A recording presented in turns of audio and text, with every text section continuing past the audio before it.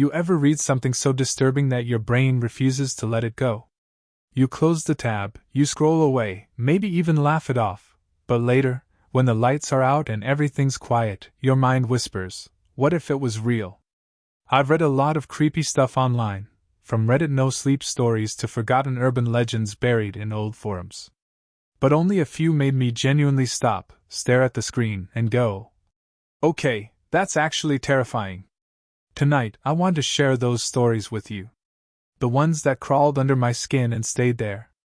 Some are supposedly true, others are too strange to be fiction. But all of them? They'll make you question what's real, and what's waiting in the dark when you're alone. Welcome to Compilation of stories that genuinely freaked me out the first time I read them. It started with a guy named Daniel, mid-30s, recently divorced, moving into a cheap apartment complex. You know the type, old building, thin walls, always smells like someone's cooking onions. Daniel said he could hear his neighbor talking through the wall at night, sometimes whispering, sometimes full-on conversations. He assumed she was on the phone or just lonely. But here's where it gets weird, the voice always said the same things. Same tone. Same timing. Every single night. So Daniel started recording it, curious. The next morning, when he played it back, the voice wasn't just talking anymore. It was responding to him. He didn't remember ever saying those words.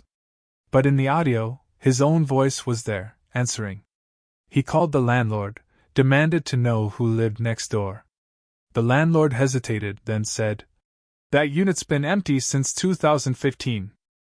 Now here's where the story truly freaked me out, because it taps into something primal, the illusion of privacy. Think about it, your walls, your home, your space, what if it's listening back? There's even a real psychological phenomenon called electronic voice phenomena, or EVP, where people claim to hear disembodied voices through static or recordings. Paranormal investigators have used it for decades. Whether you believe in ghosts or not, one thing's undeniable. Our brains are pattern-seeking machines. Sometimes, maybe we hear what we want. Other times, maybe something's actually speaking. What do you think? EVP, glitch in reality, or something Daniel accidentally invited by paying too much attention? Let me know in the comments. There's something uniquely eerie about places that hide their history, and this story takes that to another level. A group of teens volunteering for a summer cleanup project decided to drain a part of a local lake that had been fenced off for decades. It was supposed to be routine: pick up trash, test water levels, maybe find some old fishing gear. But as the water level dropped, they noticed metal shapes emerging beneath the surface. Slides. Swings.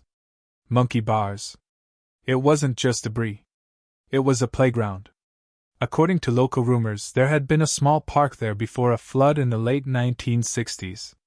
The town decided to just submerge the area, turning it into a lake.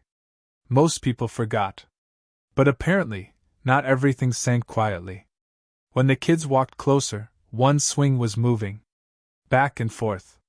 Slowly. No wind. No one around. One of them recorded it. You can actually find similar footage online if you search Haunted Submerged Park Swing. I saw it years ago, and it has that same strange stillness, like the air's holding its breath. What makes this story terrifying isn't just the supernatural angle, it's the psychological weight of forgotten places. There's a real town under Lake Lanier in Georgia, and dozens more across the U.S., where flooded ghost towns still sit beneath the surface. Divers report feeling watched. Some claim to hear voices under the water.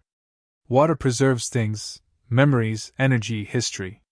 And sometimes, when humans disturb it, something stirs back. So here's my question: what if it wasn't just the swing moving? What if something down there was remembering how to play? This one comes from a nurse's personal blog back in the early 2000s. She never shared her real name. She described working the night shift in an old hospital wing. Long, echoing halls, dim yellow lighting, that sterile smell that somehow makes everything feel haunted. Every night she'd check on an elderly man in room 319. He was polite, quiet, and always thanked her for bringing water. One night, she came in and found the bed empty, sheets perfectly folded. She asked around. No one had ever admitted a patient to room 319. Confused, she looked up the hospital blueprints and froze. That wing had been demolished in 1987. Commentary. Now, this is where skeptics and believers collide. Because there are documented reports of phantom patients and time slip phenomena in old hospitals, people stepping into rooms that shouldn't exist anymore. But it could also be something psychological, the mind playing tricks during stress and sleep deprivation. Nurses often experience shift work-sleep disorder, which causes vivid hallucinations during late hours. Still, she wasn't the only one. In the comments under that blog post, other medical staff reported similar stories, old patients asking for doctors who'd been dead for decades. And here's what really got me. Hospitals are full of strong emotional energy: birth, death, pain, healing. If any place were to leave an imprint, it would be there. I remember reading this one and actually putting my phone down for a while. A woman cleaning out her attic finds an old box of photo albums. Childhood birthdays, family holidays, all normal, until she notices something off. In the background of her 4th birthday photo stands a man she doesn't recognize. She checks other photos. He's in every single one. Sometimes behind a tree, sometimes reflected in a window, sometimes just barely visible in the crowd. Always smiling. Always the same age. Her parents insist they don't know him. But when she scans the photos digitally, the image file metadata shows strange timestamps, as if the photos were taken years apart at the same moment. Commentary and context. This story combines two primal fears: being watched and losing control of your own memories. And here's what's fascinating. There's a real psychological condition called pareidolia, where the mind sees patterns or faces where none exist. Maybe she imagined him. Maybe it's coincidence. But the idea of something, or someone, observing your entire life from the edges of your photos, it's chilling. Especially in today's world of digital surveillance, facial recognition, and old social media images living forever online. Here's the kicker. Years later, she found an article about an unidentified man appearing in old public event photos across the country, dating back to the 1950s. Same face. Same smile. Coincidence? Or something that doesn't age? What do you think? The last one might be my favorite. A late-night radio host named Evan ran a small-town call-in show, mostly ghost stories, music requests, and lonely truckers chatting through the night. One night, a man called in, whispering. He said something was in his house. He could hear it breathing behind his bedroom door. Evan tried to calm him, thinking it was a prank, until the man screamed. The line went dead. Evan checked police reports the next day. Nothing. No record of the call. Time loop phenomena are one of my favorite horror subgenres. The idea that energy, trauma, or emotion can echo across time.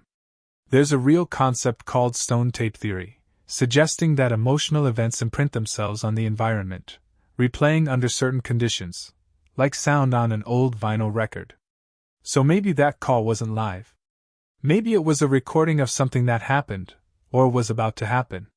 Audience question. If you were a radio host and got that call, would you stay on the air? Or would you cut to commercials and never look back? There's something about these stories, real or not, that reminds us how fragile our understanding of the world really is. Sometimes, horror isn't about monsters or ghosts. It's about the moment you realize the rules you trust, time, memory, safety, can break. And maybe that's why they stuck with me. Because a good scary story doesn't just make your heart race. It makes you wonder. Music fades to soft piano. So, which story freaked you out the most? The girl who talked to herself? The broadcast? Or maybe the man in the photos? Drop it in the comments below, and if you've ever read a story that still haunts you, send it to me. Maybe it'll end up in part 2. Until then, sleep tight. And remember, some stories don't end when you stop reading them.